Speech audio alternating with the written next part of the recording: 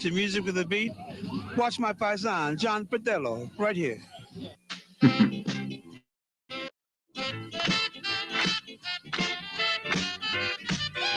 Hey, what do you know? It's the Johnny Petillo Show. Hey, what do you know? It's the Johnny Petillo Show. The man about town, the man in AC. Tune in to channel 53. Say, hey, say, what do you know? It's the Johnny Petillo Show. It's the Johnny Petillo Show.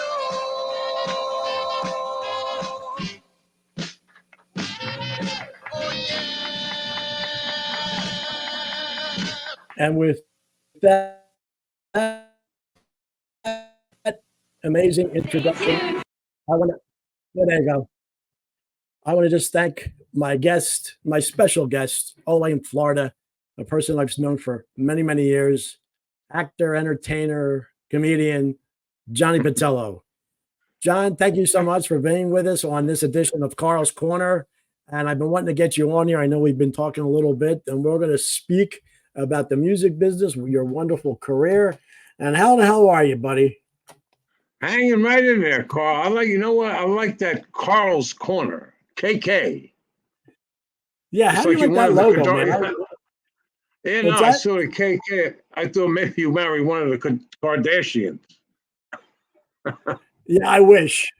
Yeah, I would be doing this in Beverly Hills, not 75 miles away from Beverly Hills. So yeah, again, love to have you on here. I know you may not have been a guest that often, but when I was living in the Atlantic City area, because right now, obviously, I'm in California, you're outside of Pensacola? No, outside of Sarasota. Actually, it's Ellington. Yeah. Okay. Ellington, Florida. And that's the Gulf Coast. That's the Gulf Coast, right? Yeah, it's on the West Coast. Yeah, the East Coast. I love playing over there, but it's like Brooklyn with palm trees. Like you never left. You know what I mean? Everybody's yelling at the lights. Speaking of Brooklyn, yes. Well, some people that may not, we know who you are, but people maybe of a different age and they see this and want to say, give us a little bit of resume, where you grew up, and all that, and how you ended up getting into the music business. Yeah, well, I grew up, born and raised in Asbury Park, New Jersey. And I remember, if you had to grow up any place, that's the place, because you had the ocean, and then they called it like the city by the sea, and even Robert De Niro did a movie, City by the Sea. But growing up there, when I was real young, 12 years old, I was like we were singing, you know what I mean, on the street corners, and there was a house called the Sicilianos. And I used to call it Siciliano doo-wop boot camp because that's where you learned. And then the first group we had was the Criterions. And with the Criterions, that on the screen now is the Prels. That was the Criterions plus one. That was like the last leg of the Prels, that one there. But the three of us we'll call the Criterions. And then we were opening up then, like 14 years old. We were opening up for the Dixie Cups, the Tokens, the Frankie Valli, Four Seasons, Soupy Sales. We were opening up for all at a young age. So who discovered you at a young age, at that age, to get you professionally at that age, John? Well, we were, like I said, we were a street corner group, and the Sicilianos, Sammy and Patsy Siciliano, they were like Sammy and this guy Ray DeRouge. They were like mentors to us. So as we were going, then we cut a record called "Darling When I" that they wrote And then they would put us in all these shows. And I mean, back then, like in the early 60s, nobody knew who we were. And, but we were open up, like I say, for this big act. Now, there's the criterion. Myself, my cousin Frankie Campanelli, God rest his soul, 2004, he passed. And Tony Orifice, Rip. That was us. That was the criterion. That's how we started out. And then when we went how old were you here? I was right there about 14. 14? Yeah. Now I'm 18. So I'm doing good. No, so 14, yeah. I mean, we were 14, 15 years old. We had no idea about the business. All we knew was that we wanted to sing, you know? And then with the criterions became the Prels, because we had the guy Patsy Siciliano, and that's when we really, we were doing good. And then Patsy left because he was going to be he became a music teacher. That was like the last Prels. That was the one in the white, on white jackets. Matter of fact, Tommy DeVito took that picture right there from the Four Seasons. When we opened up for them at Convention Hall in Asbury Park. He was a great guy, man. Tommy DeVito. God rest his soul. But he was, come on, you need a picture. Come on. And that was like taken with a Kodak or something. And it lasted so long. Now, were you writing your own material, or were you just doing covers, or no? Well, we started with they wrote our material, then we started writing our own. So we wrote a song, A Chant of Love, and we did that at the World's Fair in 1965. We did that. 64. You mean that's New York, right? Oh yeah. That was that was pretty exciting for us because we played the New Jersey Pavilion, and on that show, they had like local people, like they had what's his name? Stevie Van Zandt. He was with the Mods. Springsteen was with the Castiles. He had a band called the Castiles. Everybody from Asbury Park, and then the Squires. We played that New Jersey Pavilion. Now, the song that we recorded back then was called Chant of Love. And it was like the hook was bo la la la, bo la la la la la la la la la la bo. So when we got done with that song, when everything was over, when you hear the people leaving, like the pavilion going, they were like singing that song as they were going out. I went, oh man, we got a hit. And of course I was wrong. That wasn't a hit. But I mean, just to have people singing your song as they're walking out of the, like out of the theater. Now, were you getting any radio play or anything with that? Yeah, we got some like local, like WJLK in Asbury Park. It just didn't do it. Nothing out of New York, like Cousin Brucey or anything out of ABC. No, I think I got to play on ABC, but it was back then, Karl. If you didn't know somebody, I mean, that could really. We're talking about payola now. Hey, yeah. Well, I mean, we were all broke. We didn't know. Yeah, there was no payola for you guys. No. Okay, what were we going to give them? I could have gave one of my sweaters. But I mean, back then it was just a different era altogether. Today, like what we're doing now, this could be like a hit show. You know what I mean? It's easy access. God's ears. What's that? It lips to God's ears to have this a hit show, John. But I would love to have you on the show. Oh, listen, I always say, Tiny Tim was the biggest star at one time in the world. Because everybody knew who he was. Right. Who would have bet on that? But he had Johnny Carson helping. Oh, big time. But when I was with Danny and the Juniors, he was on tour with us. We did like 35 days in all in Illinois. And he opened up for us, Tiny Tim, like the whole tour. And let me tell you something, he was high energy. He didn't stop. The drummer kept boom, boom, boom. The drummer didn't stop. It was like one long medley. I remember he opened up with a song called Dozy Dotes and Lambsy Divey. Did you ever hear that song? Whatever that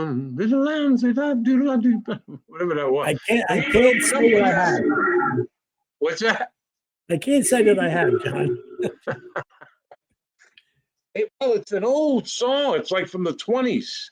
But that's the kind of stuff he was, but I'll tell you what, I've got to give it to Tiny Tim. I mean, he had that crowd. He ended the show with "Do You Think I'm Sexy?" and started taking off his jacket. You know what I mean? You don't expect that from Tiny Tim. So this crowd was going crazy. And then we came on. So we had thank God our energy was high. Yeah, see, now that's the juniors. That's what that was with Joe Terry. He passed away. Frank is the only one left, really. And the other Danny the Junior pitcher was just the three of us, Danny, myself, and the other guy, Bobby. That was a black and white pitcher. That's Joe Terry. That was after Danny passed. I'm looking to see if I have one with the original one. I'm just, these are small for me. I'm just saying. That's the original guys right there. That's Dave White. Okay. I'll go left to right. Dave White, Joe Terry, Frank Maffei, and Danny Rapp. The one I'm talking about is the three of us, and we're kind of like leaning down like this here, and Danny was in the middle. I think that was our last promo picture that we took. Yeah, for some reason I don't think I have it on my grid here, but let's see. We might have it, but you got it. The three pictures of me. What's this one, John? There it is. Wait a minute. I got it. That's it. That's it. That's we went through the Jolly Joyce Agency in Philadelphia. And that's obviously you on the right. That's me, man. Now, what year was this, John? Oh, gosh. I was in the 70s. 78. 78, 79, something like that. So how long were you with them? Oh, Danny and the Juniors, my goodness. My whole career, I had to be, wow, over 30 years with them. I mean, it was like, then I was in and out because after Danny passed, it was just the Juniors. And it was, it was just the three of us. No Terry take over immediately? Immediately. He owned it. He had the trademark of the name. So, that was a tough time because Danny was gone. And then when you say Danny and the Juniors, so then it became Danny and the Juniors featuring Joe Terry, which, and then when they used to introduce us, they would always say Danny and the Juniors. You know what I mean? It just got very complex. Which group is that? Because at one time there was both of us were out there. Joe Terry had his group, Danny had his, and it was. It gets very confusing. Sometimes you join these groups, they're like battlegrounds. You don't know what you're getting into at first, and then then it all works out. You start doing national TV shows, and we used to go to Europe. Man, that was. You felt like the Beatles when it was amazing. Yeah, actually, talking through Anthony, we have to bring up our friend Anthony Santinelli that introduced me to you guys. And I was talking to David Allen Pratt about 2 weeks ago, who was the DJ. He's still there at Cool 98.3 down there. And he actually was our MC for the summer of 99 when we actually promoted Charlie Gracie in June and Danny and the Juniors to Joe Terry on Labor Day of 1999. And that was a heck of an experience. And if it wasn't for him, but John, there's a picture of me with David and Anthony and myself, and I am beaming. And I've just always been on the fringes of entertainment and producing and trying to do TV and here and that. Never really got into it. And Anthony looked at me. He goes, "You really like this?" I said, "No, Anthony, I love it." So I understand Yeah. what you guys go through, and it's like I hit this age and went through life situations and whatever, and I think maybe this is going to be my last hurrah being on this new format is podcasting. But then very unique people and interesting people in entertainment like yourself, maybe we could ride this wave, John, and see where it takes us. But yeah, your Why thing is not? amazing. Because Yes. you have waves over there. I got waves over here. You know what I mean? Yeah, Pacific, and when you Atlantic. yeah, when you mentioned that you might actually come out here sometime in the near future, that's wonderful. Be Oh coming yeah, out here to no, it'll be really in the near future. I was going to tell you, my daughter lives out there, and I think we talked about that. I won't be too far from you, yeah. about a half I'm hour. always well, it's in California, LA traffic. You talk about an hour and a half. But it's only about Hey, when I 75 lived in miles. LA, oh sorry, what were you saying? No, I'm just saying, I'm about 75 miles from Santa Monica, but it's not going to be unless you go at 2 in the morning or some crazy time. But yeah, it would be great if you come out here. So Oh yeah, man. how I get, did you get? I know you had and you still have a current uh, professional and friendship with Tony Orlando. How did oh that yeah. develop? Well, the first time I met Tony was in Vegas in the early '70s. Well, actually, the mid '70s, right before I joined Danny and the Juniors. Uh, so Tony, he had this like in the '70s. I remember. I mean, we were all young. Everybody was young. So Tony Orlando. Then as time went on in the '80s, now when he wrote that show, Jukebox Dreams, that's when we really I got really close with Tony. Just the greatest guy in this business. I'm serious. The guy is just so generous, And I got the part immediately, and we were doing like 5-6 weeks in Atlantic City. Then we go to Lake Tahoe. We go to New York with that show with Jukebox Dreams, and it was. Oh, yeah, there's a picture. Oh, that's with Jay Siegel. Uh, yeah, from the Tokens. Actually, through Anthony, I met him going up to Red Bank, New Jersey, when they had an oldies show, and I met all of the Tokens. It Oh, was at an the Count amazing Basie time. Theater. Yes, Count Basie Theater with the Capris, not the Duprees, and Yeah. the ones that did move, and actually Johnny Maestro, the Brooklyn Bridge, So that's a shame I didn't have my cameras, didn't have the video cameras, but we had Oh, what we that would have had. been nice. Yeah, and especially Johnny Maestro. Well, the Capris now, but you know what it is, Carl? The doo-wop thing. It's there's just most of the originals have passed. Like the Drifters, all gone. Coasters gone. The Platters gone. But yet they'll have tonight the Platters. But they're all young. So somebody has whoever owns the name, you know. It's just like the Temptations and the Four Tops, and Motown's still traveling, but those guys been long gone. Oh yeah. Well, you know what? The Four Tops, though, I got to say, out of every group, these four guys got along so great.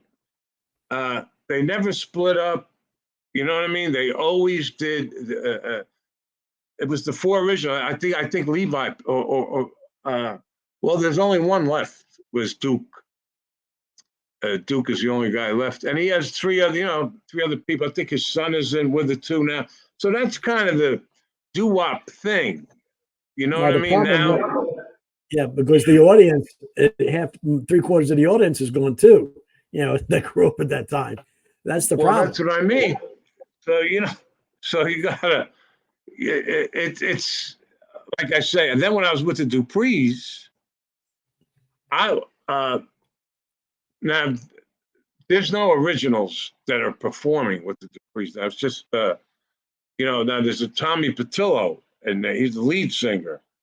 Now, well, we found out we're cousins because we're same place in Italy, but who knows? But it's there's three of them now. Now the other guy just left. You see what I'm saying?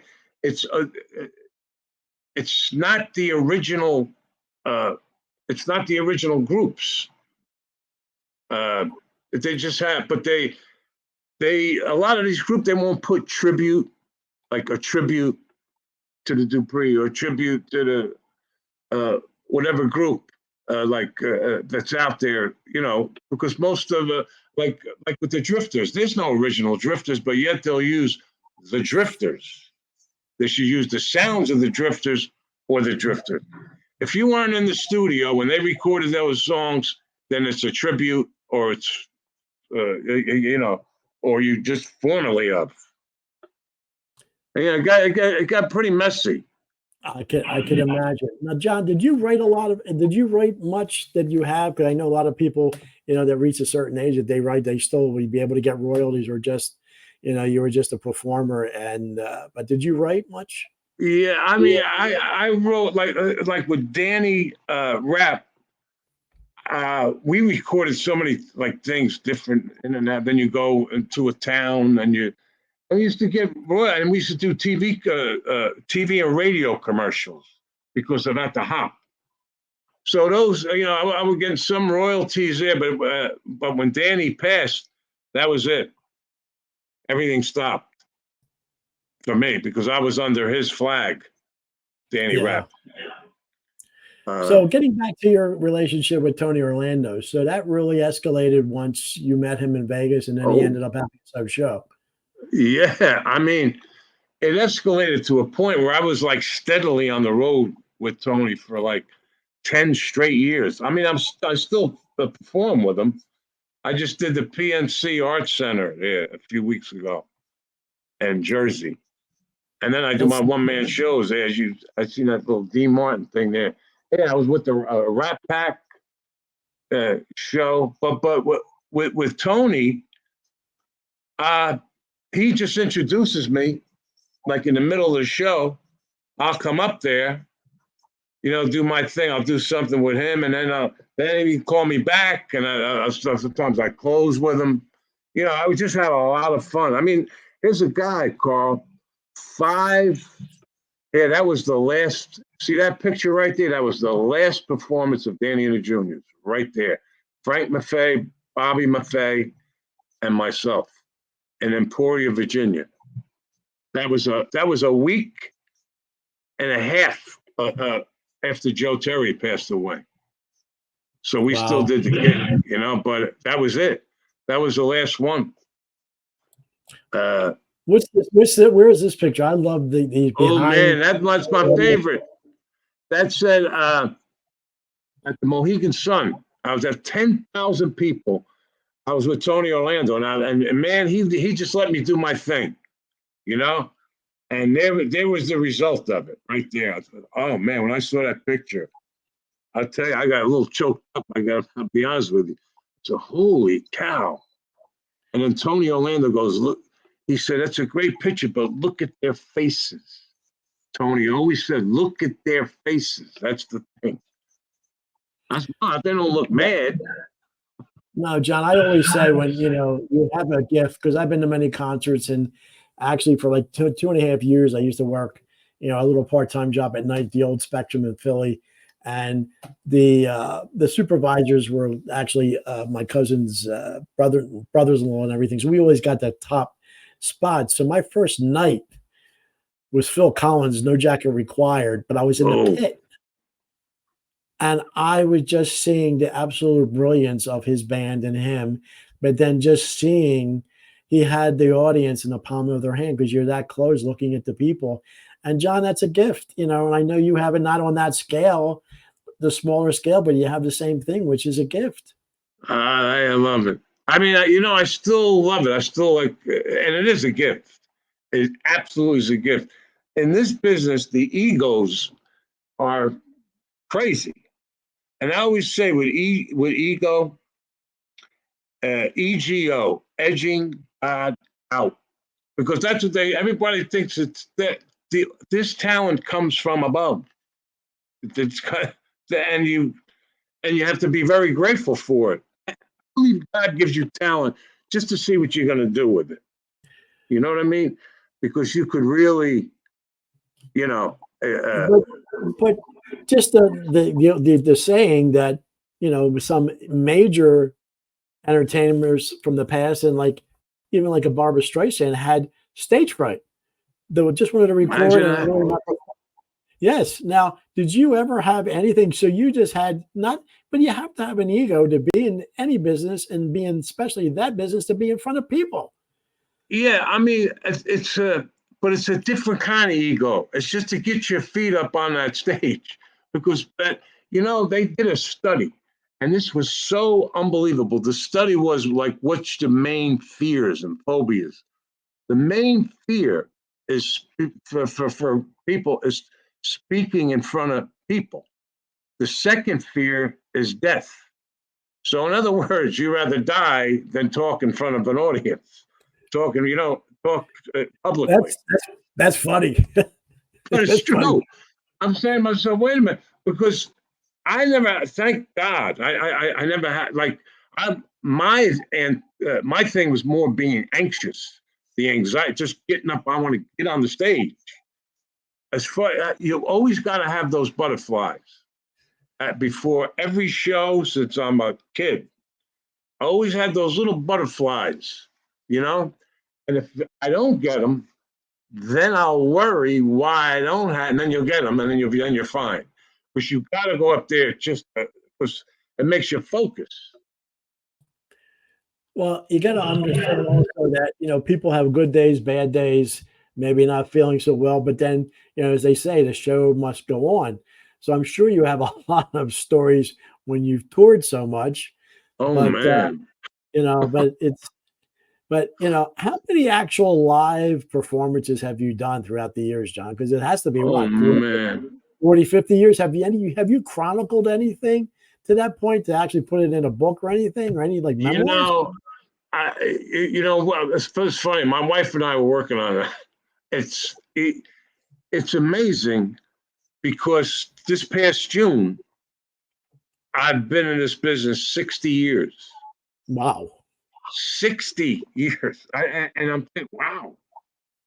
Because I was the first time we got paid, we were 14. And when did you get paid? What was your salary? $5 a piece we got. $5 a piece. It was in Bradley Beach, New Jersey. I'll never forget, it was a party. And we were the Prels with the white jackets on. And, we're at this party. Everybody had shorts. I mean, we were talking about being overdressed. But, we did our act and thing. And I'll never forget this woman. She came up. Yep, that's the thing. And my cousin Chicky, too, was in it. But he just played the drums. And this woman came up and gave us $5 a piece. He goes, this is for you. This is for you. So when we got the money, we go, wow, we're pros now. We're professionals. Well, we've been doing this since we were 12. You know what I mean? It was like a couple of years. We never got paid. Who ever thought about money when you're on a street corner or you're doing it? That's when the business gets a little bit involved. Where's the money? Who gets the money? Because we always split everything. Now, did you have an agent? Did you have agents that booked you? And because look, we always see that was later on. Later on, this one guy, like Ray DeRouge, Billy Terrell, they booked us. Like Billy would get us like in the beginning, but like for the Soupy Sales, when we went up for Soupy Sales, that was strictly through Asbury Park. They just picked out the groups, whoever who they thought should open up for these big acts, like Frankie Valli, Soupy Sales, the Tokens, things like that. And we did mostly Convention Hall in Asbury Park, or different theaters like around Keyport, New Jersey. Then we went to New York. You know, it was everything was a step. You know, like when I was at Danny and the Juniors, like from there I went right to the Duprees, and like the second gig was at Madison Square Garden. So I mean, I'm like, whoa. So I opened it up. Back then, what was his name? Oh boy, when you get old. He used to put on the Madison Square Garden, like the oldie shows. Was it through a radio station? Was it before pre-CBS with those with like Don K. Reed and all that Well, stuff? Don K. Reed actually at that show, Madison Square Garden, Don K. Reed was the MC. Okay, yeah. And that big promoter, he's gone now. What's his name? His wife just died. How could I not? You'll remember it. It'll come. I have my wife Google it. She's your producer next year, right? Oh man. Yeah, but those shows, like playing those shows, like Madison Square Garden. But with Danny and the Juniors and the Duprees, I mean, I worked some big venues, and even after the Duprees, 20,000 seats, of course. 20. I mean, man, my first gig really with Danny and the Juniors, I went from a club called the Sunset Lounge in Asbury Park. Danny picked us up there, and he came up and did at the Hop. I said, you got to do it. So we went from there. We went to Madison, Wisconsin, and did this big country club. I don't know, it was like 500, 600 people there. The next gig was in Austin, Minnesota, and we did this hockey arena. And I mean, everybody was on that show. W. Checker closed it. But the Drifters, the Coasters, the Platter, I mean, you go on, Bo Diddley, Little Anthony. I mean, it was a big card. 20,000 seats, though, all filled up. Pretty good, though. So, and when we spoke a little bit, coming up before we were scheduling this, did you say you spent a year out here in California? So what got you out here? What were you trying to accomplish? And I know you said you were only out here for a year. So if you could give a little bit of background, what happened out here? Yeah. After I did Asbury Park, like we played all the clubs, I said, man, there's got to be more out there. So I said, well, I'm going to go to California. I went to California. I went to the Comedy Store. And they had the open mic nights. So I would do them. And then I hooked up with this agent, and he was like, hey, go try out for this, go try. So the one thing I got to say, they were auditioning for Happy Days. So they said, yeah, they want like a greaser type. That's how they used to. A greaser, hey, man. So I go, and the auditions were closed. They already got, Henry Winkler. But Mickey Dolenz from the Monkees, he auditioned for that. I never got a chance to audition for the Fonz. If I got it, I don't know what I would have done. I probably would have fainted. But I never got, and I think, I look back at that. If something like that would have happened, though, man, I mean, you're talking, you're literally, your life changes. I mean, going from Asbury Park, a place called the Sunset Lounge, to Hollywood, it's a big jump. So you were trying to do more of this comedy then. You were trying to do comedy, not music. Oh, yeah, but I was still singing, because then I would go to the Improv on Melrose in L.A., and I would go to the Improv because they had a piano there. So you go there, you slip the guy about $5, and then you sing, instead of doing your comedy out, you do a little comedy for a few minutes, and then you finish it out with a song. So then I would do that almost every night. I would just pick different songs. Had a great piano player there. And then, so I was always trying to mix them both in, which I still do today. But I'll what tell made you. you say you wanted to come back to the East Coast rather than just try to, stick it out and maybe try Oh, something bigger out here? yeah, Hollywood wasn't for me at that time. It was Nah, just, nah, it was, I was on the road, so I figured, you know what? I went right back up on the road. okay. If you got a certain thing there, if you get blessed with like a sitcom or something, or then you're in. But it's hard. In the '70s, it was even No, harder. What's that? no, I know you were talking, but I was just wondering because did did you try out for The Sopranos? I sure did. And I Now figured I had that. For Sill's position, that character, because every time I saw it, I know you could have played you could have played that role just as good as he did.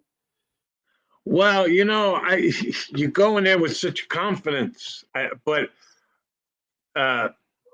they sent me the sides, the script.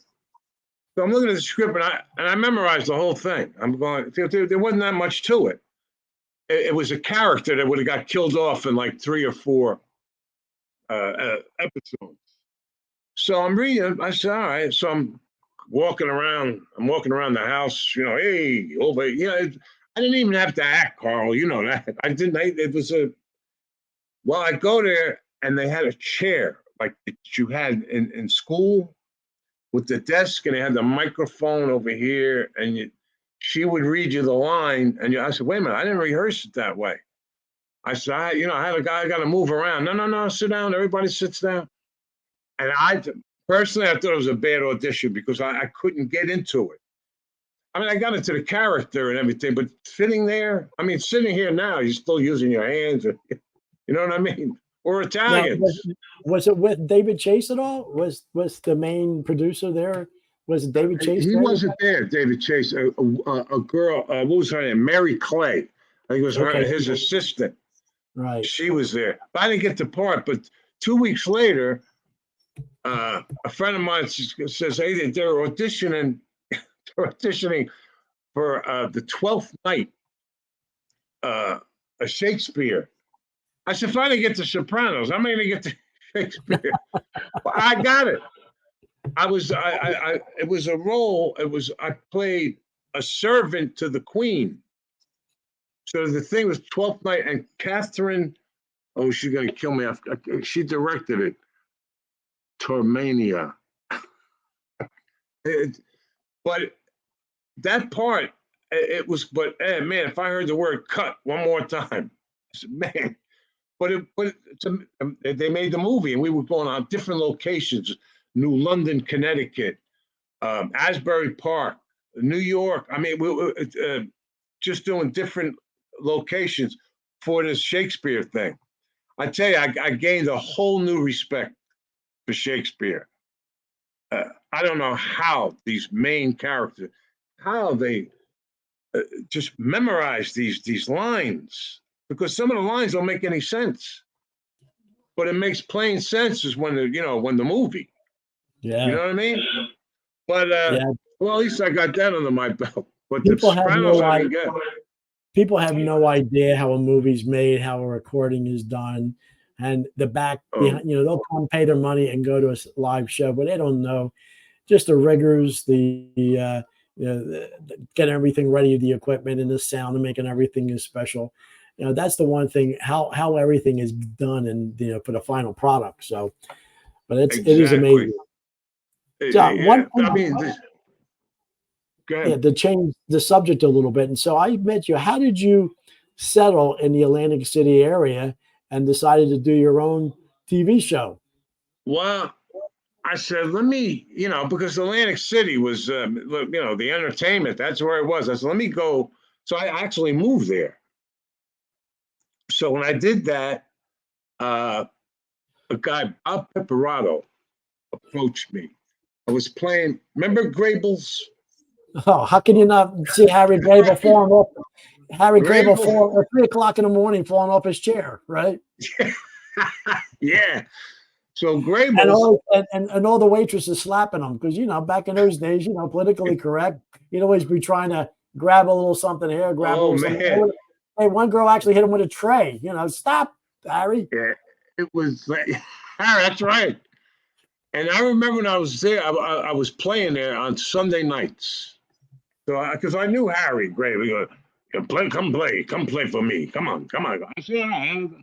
I do the Sunday nights, but Bob Piperato approached me from Salmon's Cable, and Lori Kelly and I, we wound up doing the karaoke show there live from 9 p.m. to 1 a.m. in the morning.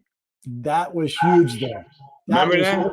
That was Sunday. Was that Sunday nights? That was Sunday night. Yes, that was packed. 9 You o'clock. couldn't get a parking lot. You couldn't get in the What? parking lot on Sunday night. Yeah. Well, it was good. Lori Kelly, she was great to work with because I used to go out in the street, when I used to do that jitney thing. So I told, I don't know, it was like a playoff time or something, and I had the football. So I said, Lori, I want you to run across the street, and I'm going to throw you this football. Catch it. You'll be the talk of the town for the rest of the year. Well, she had high heels on. I'll never forget it. There's Kenny Jeremiah and Tony Orlando in the middle of it. She had high heels on. She runs across the street. Quick, I should have waited for you a little bit to put it up. Go ahead, continue. That's all right. No, you can put it up again, though. But high heels on, Carl, and she's running. I'm going, oh man, and I throw this football, and she catches it in high heels. They kept rerunning that, keep rerunning that one. And so that's the kind of stuff we used to do, with the kind of had people coming up with karaoke, but we mainly did, it was like it's really a showcase for ourselves. We sang, but that's what, after that was over, then that's when I did my own show at WAC. I just went and talked to Harry and Dave. Yeah, and there, Kenny Jeremiah was my co-host there. And Tony Orlando in the middle there. Yeah, Tony did the show about 5, 6 times, 7 times. I don't know. He says, hey, you want me to? Yeah, Tom, come on. And he came to a lot of the shows, when we were in Atlantic City, doing his Jukebox Stream show. That was another one. Vinny Vella. Yeah, he was in a lot of the mob movies. He was a really good friend of mine. We became good friends. And then he had his own show in New York. And then I went and do his show. But man, he had stories, Carl. My goodness. How could he not? How can he not? And I'm looking at the time, John, and we're at 43 minutes, and we haven't even scratched the surface yet. Holy cow, yeah, 43, 42. I don't even feel like, geez, we didn't even get out of the prels yet. But you know that I knew this was going to happen. So, John, that's good news. You know what? I think you actually predicted it. Yeah, because we're going to have to continue, a couple more. And, I would love to have this as like a weekly, get together. Tell me what's going on with you, what your schedule is going to be, where you're going to be performing, if you're going to come out here and go back. I hate to use the word reminisce, but about the back days and because young kids today don't understand how much fun we had because we didn't have these little devices were electronic that they had their heads in. You sang on the corner till what, 1, 2 o'clock in the morning. That's how the movie Bronx Tale started with the doo-wop guy, just on the end, and then it's funny. There's a scene there, young Italian men romancing the women. You can hear, Marie, get in the effing car! Yeah. No! Screaming holiday time. I thought of my mother. Yeah, because she never called me. She always called me Johnny Boy. My whole family, Johnny Boy. Yeah. But when she used to call me, she used to be. As soon as it started getting dark, I mean, you heard it through the whole neighborhood. They used to go, hey, Johnny boy, your mother, hurry up. Yeah, got to go home. To go home to lasagna and scuttle soup. Oh man, there was never a disappointment at that table. Never. John, look, the one thing in California you probably realized trying to get good Italian food out here is ridiculous. That's the one thing. I love the weather and everything, but I'll give you a real quick story that I went to a local place that served pizza. And I used the term, do you sell slices? And they look at you crazy, like, no, we'll cut it into slices for you. I said, no. You sell individual slices? They go, how do you do that? So, Mac and Manco's on a boardwalk in Ocean City. I went on their website, took a picture. They have that big display of 10, 12 pizzas. And that's how you do it. And I said, you make more money out of it. And they go, how do you do that? I was like, oh, these people are out of their minds. So you have to go to different places. There's a couple places around here that are from the East Coast. And one place actually imports their bread from Philly for their sandwiches, so. But yeah, and that's what I posted the other day when I cooked a little bit. And people break out in hives with the meatballs and the soup and the chicken cutlets I make out here. Oh yeah, those. Florida here to get pizza, it's a it's a journey. You got to go hunting. It's and you wind up in Jersey. You would think there's a lot more people that, that be in Florida that were from the, Northeast and Philly and New York. No, you're not having that good of a problem. You having a problem down here? Not on not on this coast. I mean, I can't even think of a place where sometime my wife will make the pizza. She'll do like homemade, then we can put on whatever you want to put on. Then it's good. But I'll tell you the secret: real sauce. I don't want to say gravy, but that's wrong.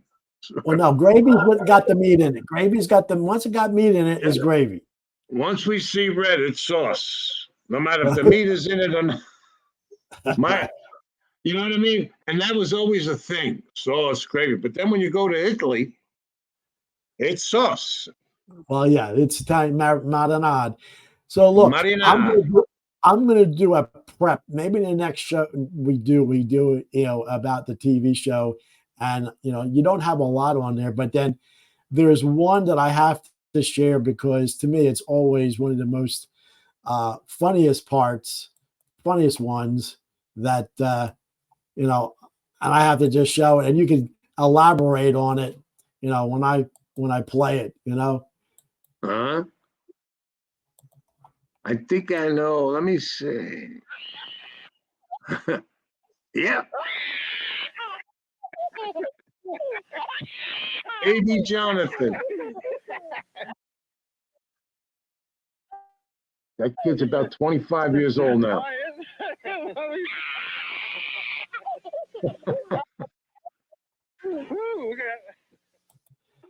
Now you were trying. What's that? A little technical there, but you were just trying to do what? Were you trying to just do like a little bit on a man on the street little interview, and the boy and the baby just started laughing uncontrollably for you? Well, who was? Yeah, well, who was with me was Mike Reardon. He was my co-host for that show, and we were out by the airport, and he was waiting for his wife. So Mike Reardon said to me, he said, "What about those two over there?" I said, "He's got the kid with him. He's not going to want to be bothered." So Mike Reardon, I got to say, he goes, "Go ahead." I said, "Hey, buddy, how you doing?" Blah, blah, blah. Went over, and there it was. I think that was my best clip ever. That and the shaving. Well, shaving one. We'll save that to the next one, John. But that was like, what'd you do? Have like 1,500 cuts on your face? Oh man! And you know what, Karl? It was so. Kenny Jeremiah, God rest his soul. He was and this guy John Weir. That's when I had that Amish market for a sponsor. Yeah, Kenny, boy, I miss him. Yeah, we'll talk. We'll bring. But wasn't he looked like Santa Claus too? Then he's the guy with the big white beard. No, that was a guy. His name was Dave. His name is Dave Thompson. Oh, okay. That guy, because when we did Jukebox Stream, he played a DJ. But then we did the Christmas show with Tony Orlando. Then he was Santa Claus.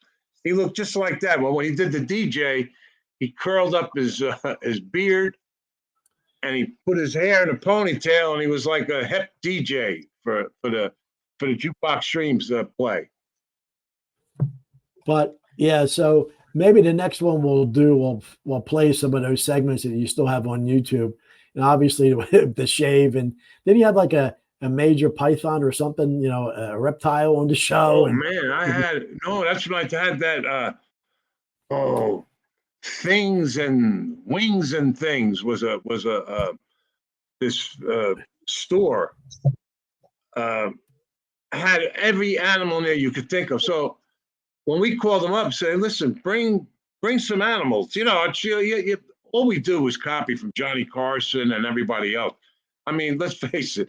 Well, you try to be different. Well, he brought that python in. Man, I could not believe it. Yeah, when I saw your clips, I said, what the hell is that thing? Oh, and the thing was in a cage. And he had like five people holding, you know, I'll tell you just how many.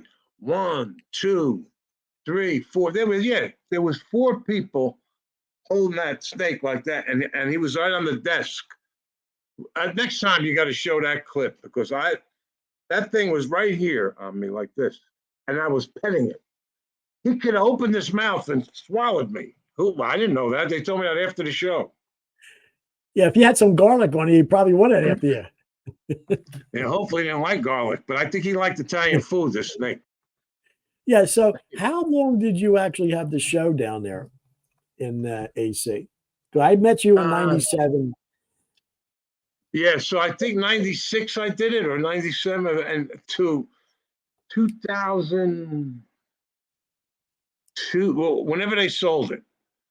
I think 2001 they sold it, 2002. Yeah.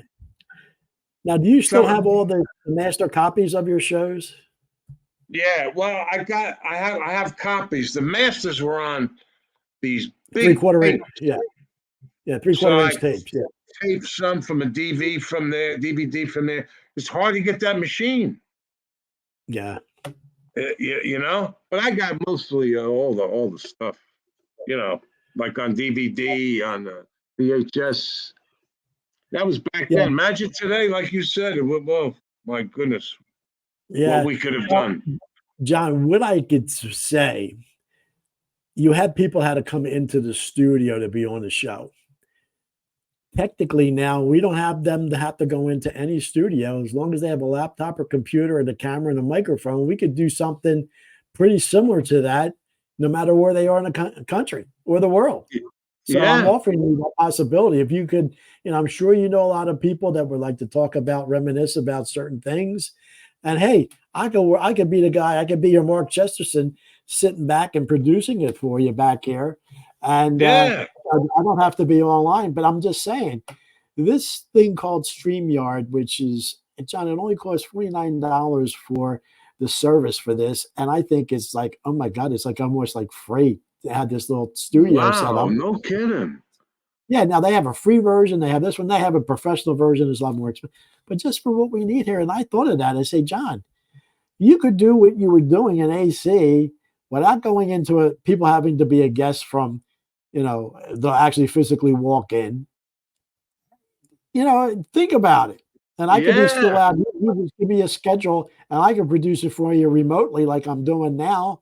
And I don't actually have to be on. You know, when I take myself out of here, you don't hear my mic goes off, and I could actually have we could go up to almost 6 to 8 guests per show that I could bring in. So think about the possibilities for yourself. You know, you know what? I'll tell Tony Orlando. Yeah, John, that would be God's gift. You know, I would kiss the ground. Yes, that would be wonderful. I should be talking to him sometime tonight. And I will now. I will edit. I will just, once we're done recording, just so you know, when I finally end, stay on, because it just takes maybe another minute or two to get everything synchronized. Oh I yeah, will man. probably air it sometime tomorrow or at the latest Friday morning because I did one with my friend Sam, who's the sports reporter, and that's airing today. But then once it airs, I'll put it on my Facebook page. I'll put a link to your Facebook page to the link that's on YouTube. So, once it's up and running, hey, I'm nobody, but hey, I don't mind being a host or producing it remotely. And he's where? He's in Florida too, or he's in California? Who, Tony? Tony. No, he's in Branson, Missouri. Oh, that's right. That's right. Good old Branson, in the middle of the country. Now, is that where he resides now? That's where his home is? Oh yeah, man. He's been there for years. Well, he had two theaters there. He had the Tie Yellow Ribbon Theater, and then he had a Talk of the Town Theater with Wayne Newton.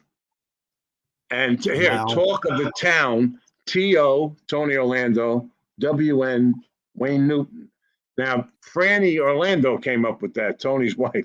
So that was pretty, that's pretty good. Talk of the Town, T.O., Tony Orlando. Oh, that's the Rat Pack.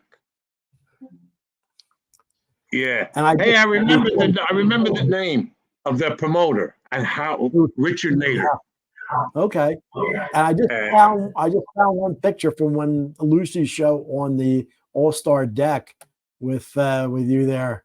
Oh, and who's that? Jack McCaffrey. He was a sports reporter for one of the area. But that's the owner. But was he the owner to the left? What was his name again? Dave? Dave Allen, and he just passed away. Yes, he did. Yeah, nice. And Karl, he only lived, how far did Dave live? About an hour. He lived in Venice. About an hour, if that. Yeah, because he made a lot of money selling that station to the guys from God, what was his name again? Lenfest, Chase Lenfest. Lenfest, that's right. Wow. I worked with him. He was my supervisor when I worked for Radius back in 98, 99. And, his father owns Suburban Cable. So when they sold out to Comcast, they sold it for $3 billion. So the father got $1 billion, he got $1 billion, and his brother got $1 billion. So he had a few shekels to buy the TV station. Man, I'll tell you, that's some heavy money. The television now, but today everything's infomercials. So whatever Dave sold that for, obviously he did very, very well. So you know what? And they never needed anybody to fix anything. No, because he was at the studio. They were right there.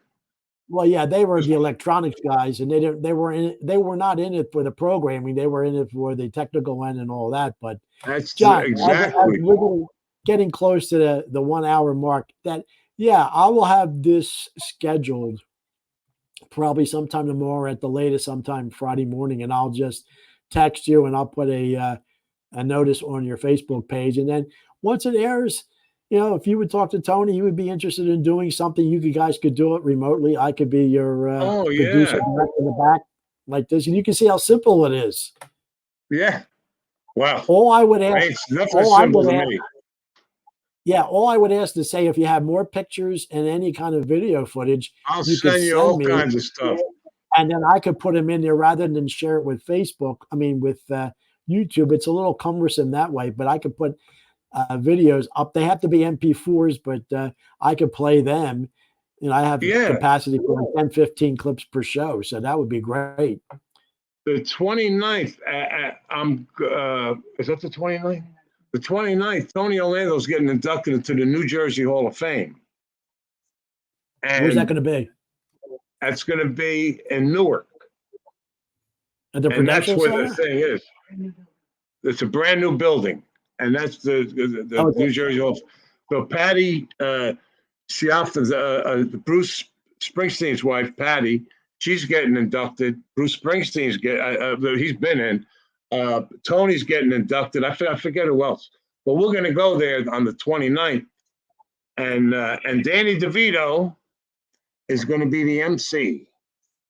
And I didn't know Tony was Tony's a New Jersey native then. Oh yeah, Tony only lived Where he? in New York for 12 years. He was from Hell's Kitchen. Then he moved to Oh, Union okay. City. Yeah. So when he was Hey, 12 John. years old, he was a Jersey boy. Yeah. Jersey boy. Wait, you got to Well, watch the look, Jersey guy. We'll get sued. yeah, hopefully we didn't offend anybody with this little podcast. No, John, I hope you no. appreciate. I hope you look how quickly an hour went by. Wasn't I? I can't even believe it. There was so many things. There's so many things we could talk about. But hey, if you want to do it again, we'll do it again next week, the week after. Yeah. Doing one right after I got something else to do. But yeah, why don't we try to do maybe a weekly podcast? When it's convenient for you, and you could keep us up to date. We could talk about this. What's the future of music? Where you're going to be if you're going to be performing, and if you could talk to Tony and he wants to be a part of it and bring other guests on, that would be amazing. Oh yeah, man. I mean, it's a wide open field now, brother. Yeah, and with this technology, you don't actually have to have somebody come into a studio, get the whole crew, get the cameraman, the technicians. You know what you had to, all the people that needed to help you with that stuff. And you could do it in your living room and get a desk and be just like KARLS again, and we could do it that way if you want. That way you want it. My wife here will make the studio up here. It was so hopefully cool. Hopefully she liked the way this will turn out, and then we could bring in anybody, no matter where they're in the country and actually the world. So it would be man, an opportunity. I'd even change the name of it for the Johnny Petillo Show Part 2 instead of KARLS Korner. Oh, hey, KARLS Korner. Always put your name first, Karl. This is your show. You got it. Gotcha, John. On that note, why don't we just wrap it for tonight? And I really appreciate this, and we'll schedule maybe another one sometime next week. And in the meantime, let me know what else we could do down the road, and whoever else we could get on here. And I can't thank you enough, my friend. Anytime, Karl. You know that, brother. And I'll send you some stuff too. I'll send you some. Your wife has my email address. Send any video files, photo files, and we could get them. I could load everything up for our next show that we're going to have, and it'll be wonderful. Any questions?